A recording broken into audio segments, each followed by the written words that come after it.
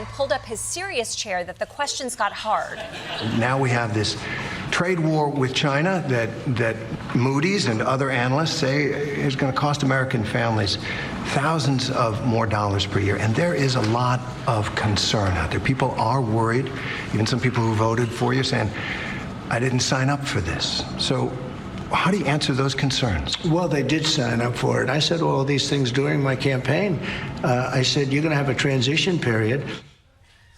Really? That's what Trump said? Trump actually said that? Could we just check the tape on that? When I win, I will immediately bring prices down starting on day 1,047. But first, prices will go so high you'll be sucking D for eggs. Oh, yeah, my bad. I misremembered. But the wildest part of the interview by far was when it turned to Trump's deportation of Kilmar Garcia, who Trump says doesn't need due process because anyone can tell that Garcia is in the gang MS-13 just by looking at his tattoos. And you'll pick out one man, but even the man that you picked out, he said he wasn't a member of a gang. And then they looked, and on his knuckles, he had MS-13. There's a dispute. Well, wait a minute. He had MS-13 on his knuckles tattooed. He had some tattoos that are interpreted that way. But let's move on. Okay. Let me just explain what's going on here. Garcia has tattoos on his hand, and someone labeled a photo of them trying to prove that they're actually a code. The problem is Trump thinks that the labels are part of the tattoo, and he is very, very insistent on it. Let's move on. Wait a minute. Hey, Terry. He did not have the letter MS-13. It says MS-13. That was Photoshopped. Do you want me to show you the picture? I saw the picture. And you think it was Photoshopped? Here we go. Don't Photoshop it. Go look at his hand. He had MS-13. He did have tattoos that can be interpreted that way. I'm not an expert on them. I want to turn to Ukraine, sir. I want to get to Ukraine. No. He had MS, as clear as you can be, not interpreted. Now I understand why he's so proud of that Gulf of America poster. He thinks Gulf of America is actually written on top of the water. Makes sense.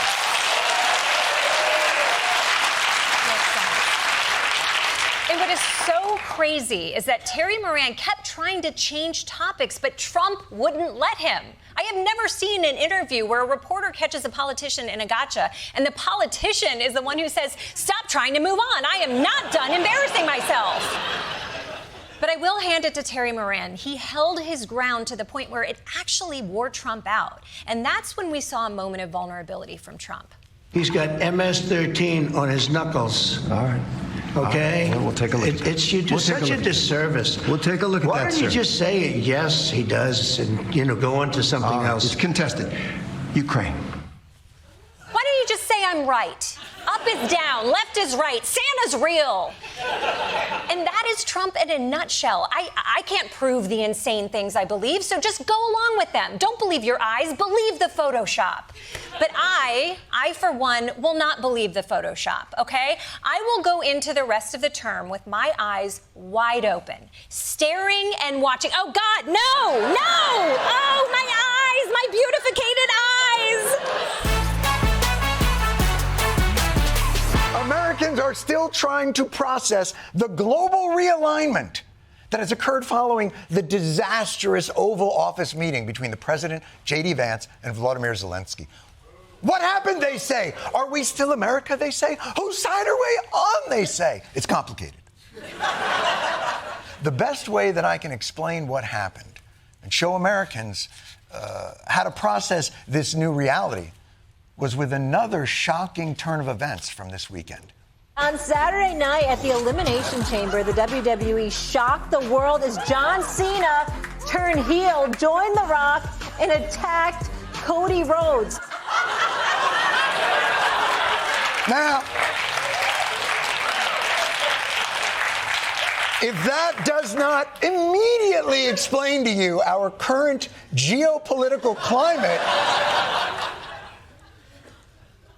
you must have grown out of watching wrestling through the normal course of aging.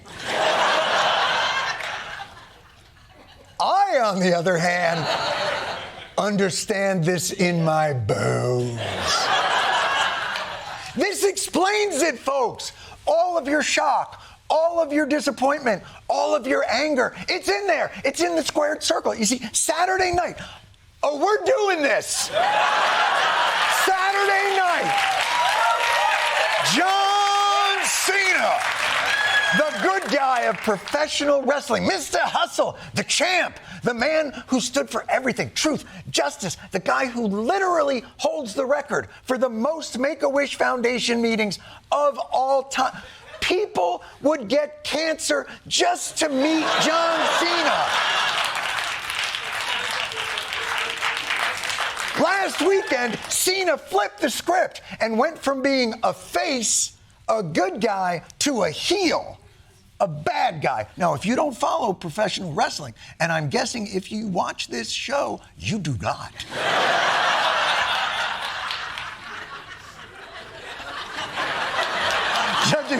Judging from, all right. But let me continue to bore you with this metaphor. So here's what happened. The current WWE champion is one Cody Rhodes.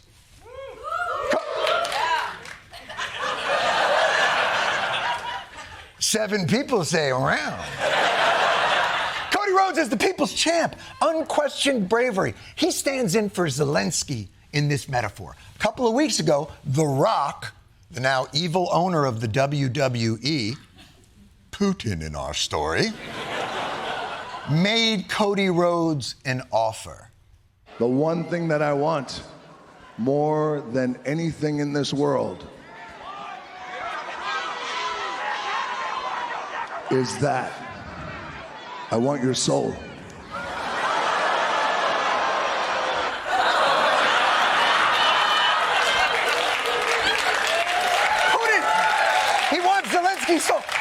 So, but sir, I am smaller and weaker than you. It will take incredible bravery for me to protect my soul and the soul of my people. But luckily, I am not protecting my soul alone. For I have the support of the great John Cena! So, Cody Rhodes, Zelenskyy, told Vladimir Putin, Rock, no soul for you, motherfucker! And that's when they met in the Oval Office. America went to hug Zelenskyy, but when America looked up, somehow Putin had given John Cena the international sign for its time. And rather than repudiate Putin, America smelled what The Rock was cooking. And through that borschte haze, America delivered the nut shot. The nut shot to the hopes and dreams of Ukrainians everywhere. And then, for no reason, America jumped on Zelenskyy and started punching him in the face as many times as he could. Too simplistic? No? This is it!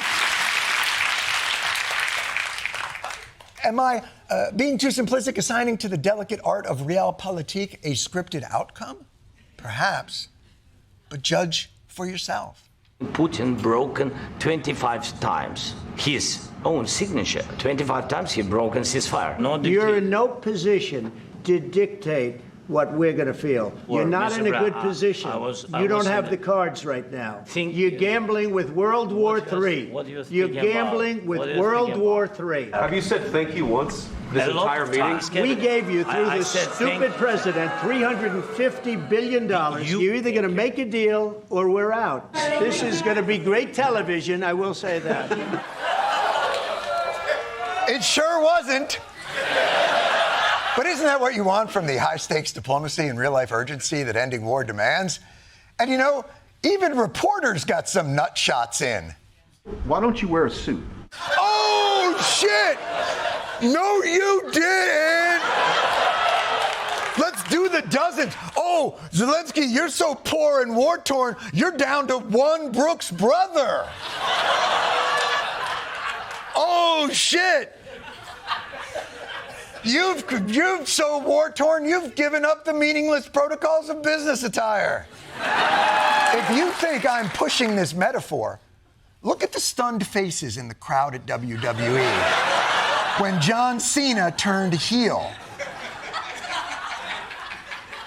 I now present you the equally stunned faces of those watching this Oval Office pay-per-view. Scott, I've never seen anything like that. You've never seen anything like that. Wow. Just wow. That was something. Caitlin, I want to start with, look at her face. I mean, Christiane. You broke Christiane Amanpour. The woman wanders unprotected through Taliban-controlled Afghanistan, doesn't give a f***. 10 minutes of Trump diplomacy, and she's like, is anyone else dizzy? My A1C is plunging. Now, of course, there is one big difference between the WWE and the world of politics. In the WWE, they seem very clear on who the good guys and who the bad guys are.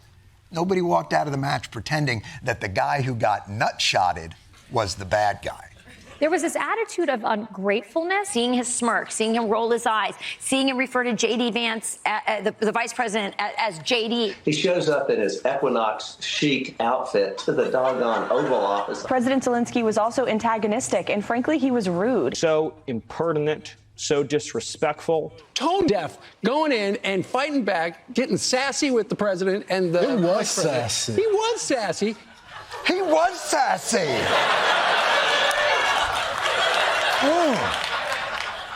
He was a real scallywag. You know what I would say if I was there in the Oval Office with him? I'd say, you better watch your tone, mister. I think it was Churchill who, during World War II, was roundly criticized for being a bit lippy. Excuse me, mister, we'll decide where you're going to fight them, whether it's on the beaches or not or whatever. Poor guy, Zelenskyy. His nation was invaded.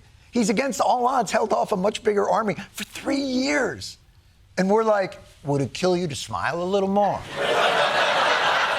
Dress a little nicer, your beautiful country, nobody would know. Show off what you got, you know what I'm talking about? Maybe some of those rare metals I've been hearing something about. But of course, if you criticize Trump's very clear hostility to Zelenskyy, and very clear appreciation of Putin as being suspicious or a repudiation of American values as they've been outlined since World War II, Trump's people quickly set up straw men north of Richmond. If there are no negotiations, what is the alternative? Another 4 years of war? We're not saying there should be no negotiations. We're just surprised at the side you seem to be negotiating for. President Trump recognizes the urgent need to end this war after 3 long, bloody years. President Zelenskyy has different aims in mind. Yeah, bullshit. I'm pretty sure everybody wants to end all. Hitler wanted to end the war, just not the way it ended. You're pretending that we have no other options. Our hearts all break for the suffering and loss and death. But you know what will be even worse? World War III. Yes, I'm sure your heart, in quotation marks, is breaking. But in your little zero-sum formulation, you are correct. Total capitulation by Ukraine, loss of all their mineral wealth, and no security guarantees is still better than World War III. For now. But you know, everything sounds better if the only other option you're presenting us is World War III. You can listen to the Amelia Perez composer freestyle another verse at the Oscars or World War III. Eventually, you will agree to hear another verse by a hair. Another major concern here is that Trump called up the National Guard without permission from Gavin Newsom, governor of California and man with strong opinions about the food and business class. But Newsom is hitting back. The absurdity of this cannot be understated. There were 2,000 National Guard that were, quote unquote, deployed, of which only 315 actually were mission assigned. 1,700 have no particular role or responsibility. This wouldn't be the first time someone went to L.A. looking for a role and couldn't find one. Hey, You listen to me, 1,700 troops. You keep following your dreams. You work on your craft, knock down those doors, and most importantly, do not go into porn. Do not. Don't do it. Although if you did, I've got a great title for you. Pussy commentaries. There it is. So, okay, Newsom is lobbing the unfathomable accusation that Trump might make decisions without fully thinking them through, but I'm sure Trump will be the bigger man here. Earlier in the day, the president suggesting that it might be a good idea if his border czar, Tom Homan, arrested the California governor. I would do it if I were Tom. I think it's great. When asked what crime Newsom has committed to warrant arrest, the president responding, I think his primary crime is running for governor because he's done such a bad job.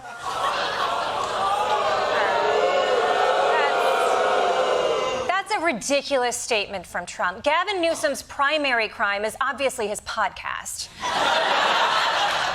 And even if Newsom wasn't good at his job, being a bad governor doesn't mean you should get arrested. It means you should be mayor of New York.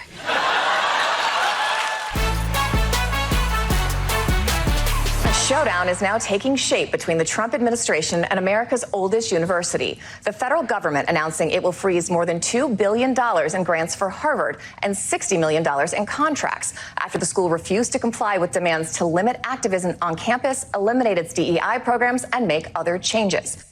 Holy shit, we finally found a force more powerful than Trump's hatred. Harvard's love of sending rejection letters. But look, I don't usually root for Harvard because they're Harvard. They've got everything. It's like rooting for Jeff Bezos to win the lottery. But in this case, I have to give them credit. They're standing up for their principles and for everyone's right to free speech, even if it means possible financial ruin. One of the big questions going forward, is Harvard going to dip into that $50 billion plus endowment to make up for that federal shortfall? Okay, I hate them again. But the best part about Harvard's resistance to Donald Trump is that it gives people the chance to go on TV and let you know where they went to school. I myself am a first-generation college graduate. I graduated from Harvard. I should disclose I went to Harvard, so I'm very familiar with the president and with how the community feels right now. But as a Harvard alum, and as you know, I am as well. I know many alums, including people I know very closely and faculty members like me. I know you look really surprised because I'm wearing a tie you've never seen before. It has a little Latin word inside each one of those symbols there, the word veritas, meaning truth, of course. And this is the one night, it's a one night only appearance of this tie. I know that is not something that you usually billboard in the world about yourself. Oh, God, the only thing worse than people bragging about going to Harvard is people pretending to be embarrassed about going to Harvard. It's like, oh, my darkest secret, please don't make me tell anyone. Please, no, I went to Harvard. Harvard. My favorite guy is Lawrence O'Donnell. He's really embarrassed he has to talk about this. I mean, it's definitely not something he will bring up all the time over the course of many years. Let me just say, confessionally, I went to Harvard College. Most of the good things that have happened to me in some way trace back to Harvard. You and I, as Harvard Americans, I first heard him speak as a guest lecturer at Harvard. Okay, well, I got into Harvard too. In fact, it was the only college I applied to. So I know we're trying to bring people back from the El Salvador mega prison, but do they have room for one more? We all know President Trump has spent the last 2 weeks in a wrestling match with the ghost of Jeffrey Epstein, but he's been fighting the last 6 months with a much more alive person, Federal Reserve Chairman Jerome Powell. And boy, does Trump hate the guy. Jerome Powell has done a terrible job, and frankly, I don't think he could do a worse job. We have a stupid person, frankly, at the Fed. He's an average mentally person. I'd say low in terms of what he does, low IQ for what he does, okay? But there's, numbskull. He's a numbskull. I think he's a total stiff. You talk to the guy, it's like talking to nothing. It's like talking to a chair. No personality. Yeah, Whatever happened to all of our exciting, dynamic Federal Reserve chairs? Who doesn't remember Fed Chairman Dirks McGinty, huh? Oh, did he crash the economy? Yes. But that guy was radical. Now, you may be wondering what Jerome Powell ever did to make Trump so angry. I mean, the way Trump talks about him, you'd think they caught him at a Coldplay concert with Trump's wife. But at its heart, this is a beef about economics. Trump wants to lower interest rates to help juice the economy, but Jerome Powell is in charge of setting those interest rates, and he refuses to lower them because he's worried that will increase inflation. And nothing makes Trump angrier than someone doing their job well. He should have cut interest rates a long time ago. Europe has cut them 10 times in the short period of time, and we cut them none. The only time he cut them was just before the election to try and help Kamala or Biden, whoever the hell it was, because nobody really knew. How did that work out? You'll tell me. It didn't work out too well, did it? By the way, if you're wondering what this guy has to do with any of this, I'll tell you, nothing. That's the Crown Prince of Bahrain. He flew across the planet to talk about peace in the Middle East, and now he just has to sit there while Trump works himself up over some personal shit. It's like when you were at your friend's house for dinner and get dragged into their parents' fight. You know? Oh, you know what? Let's ask Timmy. Timmy, is 4 beers a normal amount to drink at breakfast? Tell Mr. Patterson. Tell Mr. Patterson. But yeah, sorry, Your Highness. It doesn't matter what you were here for. Just buckle up and enjoy the ride. He's a terrible Fed chair. I was surprised he was appointed. I was surprised, frankly, that Biden put him in. Yeah, why did Joe Biden put Jerome Powell in? Let's go back to when Joe Biden appointed Jerome Powell and see what Joe Biden said about him. It is my pleasure and my honor to announce my nomination of Jerome Powell to be the next chairman of the Federal Reserve. He's strong, he's committed, he's smart. Damn. Man, Joe Biden looked fat as shit. Hey, I get it. I'm also trying desperately to forget everything that happened during Trump's first term. So, now, you might be wondering, if Trump hates this guy so much, why doesn't he just fire him? Well, he's been threatening to pretty much nonstop ever since he won the election. But you tell me if Powell seems fazed by it. Some of the president-elect's advisors have suggested that you should resign. If he asked you to leave, would you go? No. Can you follow up on, do you think that legally you're not required to leave? No. Okay. You don't want to spin it? Do a little grandstanding, you know? The camera's on, give it a little razzle-dazzle, Big J, come on. But no, Jerome Powell truly does not give a about Trump's threats. To follow up on Victoria's question, do you believe that the president has the power to fire or demote you? Not permitted under the law. Not what? Not permitted under the law.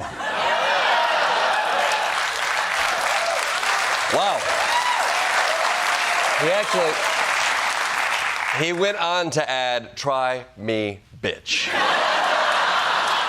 Although, just one more quick follow-up, Chairman Powell.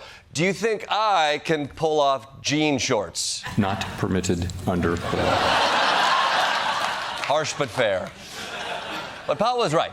The president can't actually fire him. The position of Fed chairman was designed to be independent from the president, to ensure that his decisions will be made free of political pressure.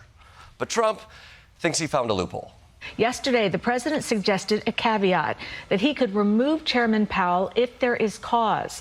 He has accused Powell of fraud related to the Fed's multi-year $2 billion renovation project. He's spending $2.5 billion to I guess it's a renovation. I don't know. The one thing I didn't see him as a guy that needed a palace to live in. And now on top of it, he's building a close to $3 billion little nest egg for himself. He's doing a little renovation for $2.5 billion of the Fed.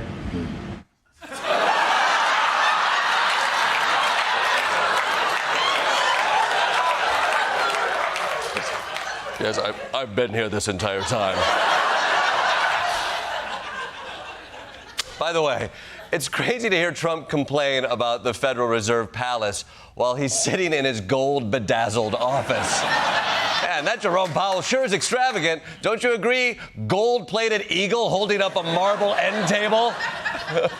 But on the other hand, Trump's smear campaign is having an effect. Some of these charges of extravagant spending got to the point where Powell had to deny them under oath. The media reports that you accurately quoted, they're misleading and inaccurate in many, many respects. There's no new marble. There are no special elevators. There are no new water features. There's no beehives. What? No beehives? Not even one? Well, now I'm worried Jerome Powell isn't spending enough on the renovations. How can I trust a Fed chairman who isn't licking honey off his fist like Winnie the Pooh? It seems like they're now trying to make the renovation sound as shitty as possible. No water feature, no special elevators, and worst of all, they're dismantling the skate park for Dirks McGinty. Oh.